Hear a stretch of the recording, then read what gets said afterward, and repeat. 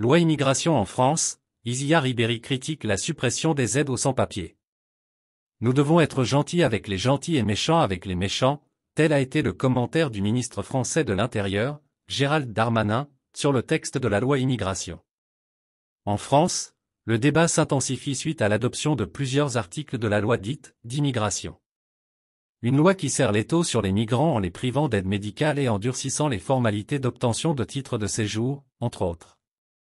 C'est dans ce contexte que la fille d'un footballeur international français a exprimé son étonnement quant à cette loi qui sera adoptée dans son pays. Ainsi, Isia Ribéry, fille de Franck Ribéry, a écrit sur Instagram « Cette France va vraiment mal ». Lit-on. Par ailleurs, Isia, la fille de l'ancien porte-étendard de l'attaque du Bayern Munich, Franck Ribéry, a qualifié la suppression de l'aide médicale de l'État pour les sans-papiers, prévue dans le texte de la loi immigration, d'inhumaine, en écrivant « déshumanisation » sur sa story Instagram.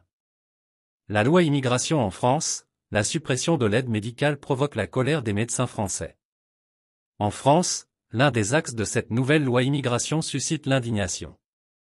En effet, invité de Sud Radio, le docteur Jérôme Marty a exprimé sa colère en indiquant « Quand on est médecin, on ne prend pas en considération les origines, la catégorie politique, la situation. On soigne tout simplement, dit-il. » Dans le même registre, Nicolas Revel, directeur général de l'hôpital Saint-Antoine, a commenté la suppression de l'aide médicale de l'État pour les sans-papiers en expliquant qu'il ne voit pas les médecins renvoyer les patients au motif qu'une douleur ne serait pas assez aiguë ou une pathologie suffisamment grave. Attendre que quelqu'un soit très malade pour le soigner, c'est tout le contraire de ce que veut faire un système de santé, avant d'ajouter « Je vois clairement les risques d'une suppression de l'âme, mais pas ses bénéfices », dit-il au micro de France Inter. Avec cette suppression, une question se pose, le refus d'aider un migrant serait-il le summum des valeurs républicaines et universelles? Merci de bien vouloir activer la cloche et de cliquer sur j'aime.